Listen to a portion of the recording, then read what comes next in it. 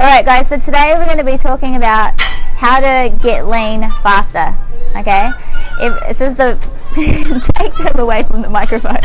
This is one of the topics that I get the most questions about, alright? Because everyone wants to know how can you get lean and how can you do it real fast, alright? So I thought this would be a real appropriate topic. Now, you know, I would say that, what percentage do you reckon, alright, when it comes to fat burning, is to do with what's going into your mouth? What percentage do you reckon is 80%?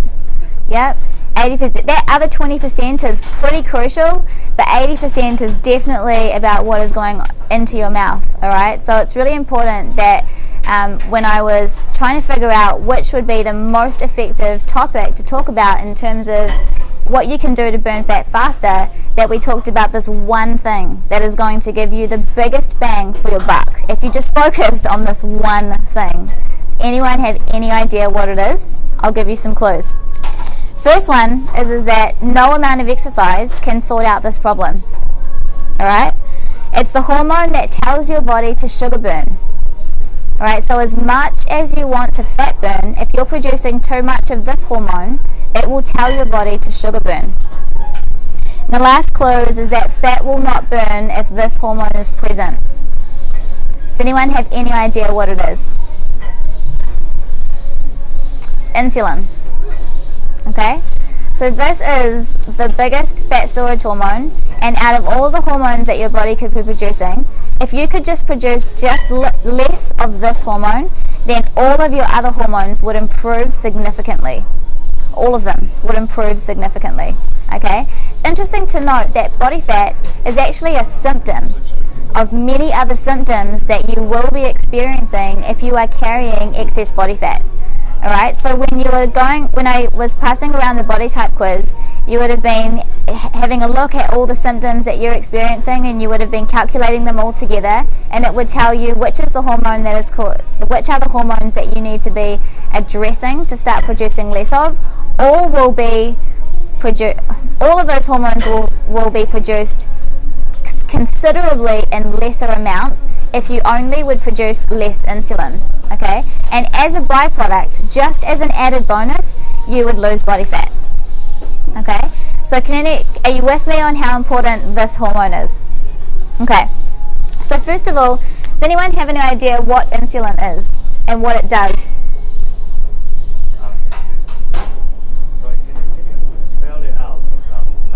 Insulin, yep, so I-N-S-U-L-I-N.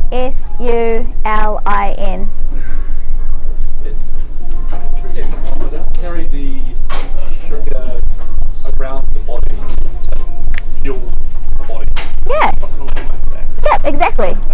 Okay, so that's what insulin does. It carries fuel to your body. So even more specifically than that, when you eat anything, okay, it's going to cause sugar to be floating around in your bloodstream. Now you always must have a certain level of sugar in your blood. If you don't, you're dead. Okay, so you must always have a certain amount of sugar in your blood. And so what insulin does is it controls the amount of sugar in your blood when you're eating. Okay, other hormones have the job of controlling your blood sugar when you're not eating, but when you are eating, insulin does it. Okay? So if we look at what triggers insulin, does anyone have any idea what they are? Yep. So what triggers insulin? So number one was food consumption. Yep. Can anyone be more specific than that? Do we know what food groups trigger insulin? Anyone but Susan? Seriously, anyone but Susan? Sugar. Sugar? Yep, so sugar triggers insulin. Any other ideas? What other food groups trigger insulin? Carbohydrates. And there's a third. Fat? No. Fat doesn't trigger insulin. Okay, fats are actually hormonally neutral. So what does that leave? Yep. Thanks, Susan. Okay, so these three things are insulin triggers. All right. Now, what we're looking for is the least amount of insulin necessary. All right. So if you are trying to imagine that, we're looking for a 1-to-1 ratio of whatever it is that you've eaten to the amount of insulin being produced. Okay. So to really understand the importance of that, we need to get our head around what insulin sensitivity is. All right. So I'm gonna get visual. All right. I'm not a very good drawer, so bear with me. But let's say that these are your arteries. This is your artery, and when you eat, you've got sugar floating around in your bloodstream. Now here is your cell, and your cells, all of them need energy. Okay, and so this sugar needs to get into the cell. So your cells have a mouth, and that is called a receptor. Okay, now when your body has sugar floating around in it, insulin is produced. And insulin's job is to attach itself to each one of the little sugars and then deliver it into the mouth of the cell. That's how you get energy. Okay? Now when you have a 1-to-1 ratio of insulin to sugar, then the mouth is really good at opening. It'll open nice and wide for you. Okay? But the issue is that if you have been eating in such a way which is triggering excessive amounts of insulin in the blood due to excessive amounts of blood glucose, okay, so sugar in the blood, then the mouth starts to have issues with opening and closing. Okay, so you might have an issue where the mouth is not opening so wide, it's just opening this much. Okay, and then you've still got the problem of having too much sugar in the blood. In some cases, if this is happening for long enough, then the mouth will actually close. All right, and so what is still left in the blood if the mouth is not efficiently opening? Sugar. Okay, so that means there's still sugar left in the blood. And so what does your body have to produce to get sugar out of the blood? Insulin. Okay, so the only option is that your body thinks that it has to produce more insulin because there's still sugar in the blood, and now you have a 2-to-1 ratio of insulin to sugar. Okay, and in some people's bodies you're going to get an even lesser degree of sensitivity, in which case even that amount of insulin was not effective, and so your body will produce a 3-to-1 ratio of insulin to sugar. Okay, so this is what this sounds like. Who has ever felt like they just smell carbohydrates and it goes straight to their fat, right? Or they've ever watch someone else just eat, and you're like, seriously, how does that person just, maybe you are one of those people, we hate you. Okay, but some people just seem to be able to manage carbohydrates really well, while others not so very well. Okay, have you seen that or experienced that before? That is people's different degrees of insulin sensitivity. Okay, so you can increase your sensitivity to insulin, and the best way to do this, and these are your strategies. Okay, so the best way to do this is to manage your portion sizes of carbohydrates.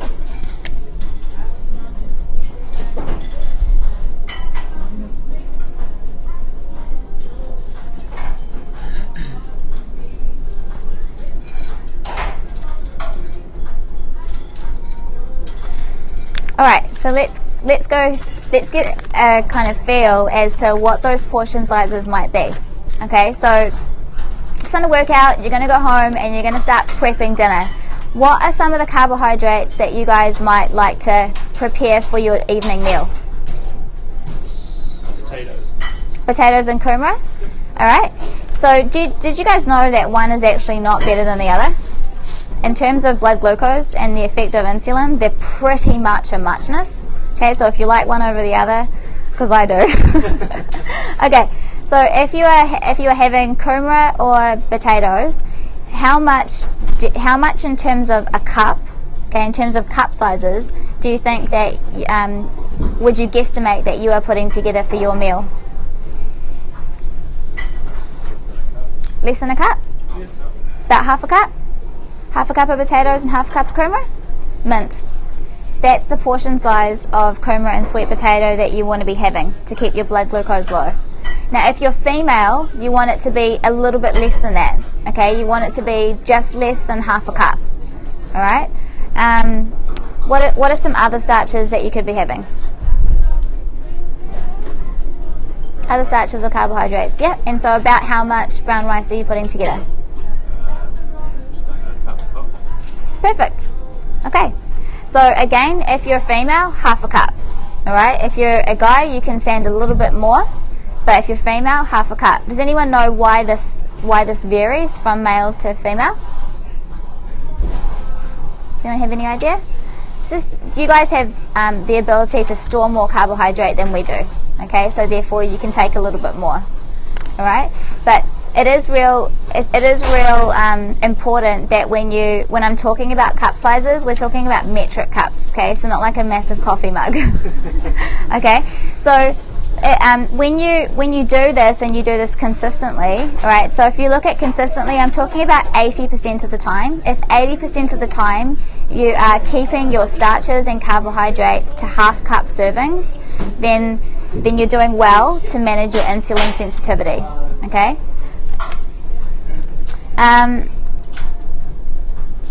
Hands up if you're a non-coffee drinker. Okay.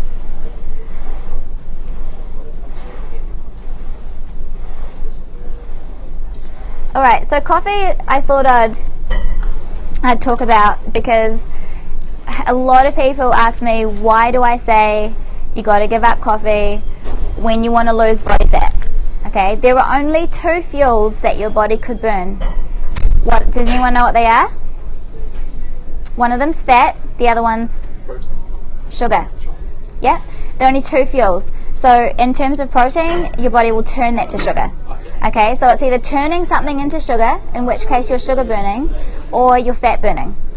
Okay, so the thing about coffee that causes an issue when your goals are fat burning is that depending on the strength of your adrenal glands, okay, your adrenal glands just sit above the kidneys, so in your torso, 2 little triangular glands.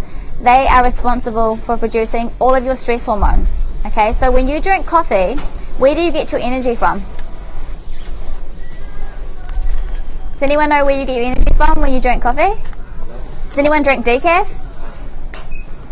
So where do you get your energy from when you drink coffee? The caffeine. Okay, so when you drink anything that has that ingredient in it that has caffeine, does it make you move faster or slower? Makes you move faster, right? And so even it can give someone a bit of a kick. So you don't actually, so in terms of what causes the body to sugar burn, literally you produce hormones that'll tell, where caffeine is telling the body, telling your adrenal glands specifically to tell the liver to release sugar into the blood. Okay, so caffeine stimulates a hormone which tells the adrenal glands to tell the liver to let sugar into the blood because you need to move quicker. Okay, so if your goal is to fat burn, then you want to eliminate caffeine. Another benefit of eliminating caffeine for at least 2 weeks is it actually allows you to find out where you're at in terms of natural energy. Okay, it does take about a week and up to 2 weeks for your body to regulate in terms of energy. So the first 3 days of coming off of caffeine and sugar does hurt a little bit, but as soon as your body gets to fat burning, do you know there's 3 times as much energy in fat than there is in sugar? 3 times. So you actually get more energy fat burning than you do sugar burning. So if you can sacrifice and push through the withdrawal of caffeine for a few days, as soon as your body starts fat burning, you actually feel like amazing. Okay, so it's actually worth it to just go through it for a little bit, push through, and then get into fat burning. Do you know that if your goals are not to lose excess body fat, but you still want the benefits of fat burning, all it means is that your body is burning dietary fat instead of stored fat. There are still way more benefits to your body fat burning than there ever will be sugar burning. Okay? Alright, the third one is you thought coffee was bad? Wait till you hear the third one. Give up. Don't say what? Don't say chocolate. give up carbs for 1 to 2 weeks. Okay? Giving up carbohydrates. Now, the only carbohydrates that are an exception to that is legumes, okay, so beans, vegetables and fruit. Those are the only exceptions, okay? That means if I want to give up the carbohydrate, I have to give up the rice or milk. Correct. Yep. So that includes giving up grains and giving up starches, even though potato and kurma are a vegetable. In this instance, giving them up for 1 to 2 weeks. What do you think that will do to your insulin sensitivity? Drops it. I know what you're saying, and you are correct, but it'll increase it. Okay, so the mouth of the cell will open. Okay, so you're right. All right. So what happens when you give up starches and carbohydrates and grains for 1 to 2 weeks is that it will allow your pancreas to rest from producing excessive insulin. Okay, so when it rests, literally this 1 to 2 weeks is like taking annual leave. All right, you know when you take little breaks throughout the year and you're like, oh, that was nice, but it just wasn't long enough. All right, just got on holiday and long weekend's over and I've got to go back to work. Okay, that's like eating clean for 5 days and then going to the weekend. Right, but if you really want to increase insulin sensitivity, then give your pancreas annual leave. All right, and that is a minimum of 7 days and optimally 14. If you can do that, your insulin sensitivity will increase so much. You will notice that your belly fat will go down, you'll feel less bloated, you'll get amazing amounts of energy, you'll sleep really well, you'll wake up feeling awesome, your skin will improve, your digestion will improve, anything inflammatory that you may have been experiencing before will improve, and you'll lose body fat. Okay, once you've done that and you've increased insulin sensitivity, so for those 2 weeks, and also just as a side note, you want to bring your exercise levels down during that time. Okay, don't over exercise, especially during those first 3 days. But during that time, if you when you have managed to do that, then following that 2 weeks, then make sure that you bring in the half-cup servings of carbohydrate and starches. If you do that, you can maintain your insulin sensitivity. Okay, so making sure you do that is if you really just focus on these things. When it comes to fat burning, making sure that you're able to decrease insulin. If you get it low enough, you'll lose body fat. Okay, all right. So that's really it for this topic, you guys. I just want to remind you that on a Monday to Thursday that I do go through these topics. So if you're wanting to refresh on these or hear them in a different way, sometimes hearing about them in a different context does give you a little bit more understanding. But remember that there's always strategies that you can start to implement straight away. And if you don't get it 100%, because some of you have stayed for both the talks today, so it's quite a lot of information, just take 1 or 2 things away that you can start doing straight away, and then by the time next week rolls around and I'm talking about something different, then you'll be able to implement the next thing and it'll make a huge difference. Okay, so the body type quiz will take you to our because you have filled out the body type quiz, you will actually get a e-document. Alright, so I've actually put together an e-document. Now what happens is that you'll notice when you've accumulated all the different symptoms from the body type quiz, you'll see that you are falling dominant in one area. So either you are dominant adrenal, where you may have scored the highest, or perhaps you were dominant in estrogen, or perhaps you were dominant in liver, or in thyroid. Okay, so what that's telling you is which is your primary body type. And so when you fill that out, we will send you an e-document which will tell you how you can start exercising and eating the most efficiently for your body type. Okay, what you will there is another talk that I do, so if you want to check out my YouTube link, Taryn Thompson, the talk you're looking for is why do I store fat in different areas. Okay, some people will store body fat around the midsection, some people will store body fat in the lower body, some people don't really store it in any particular area, they just kind of store it everywhere. Okay, so if you if you fill out the body type quiz, then we'll give you some information on how you can start addressing it immediately. Okay, does anyone have any questions that they want to fire at me on this topic?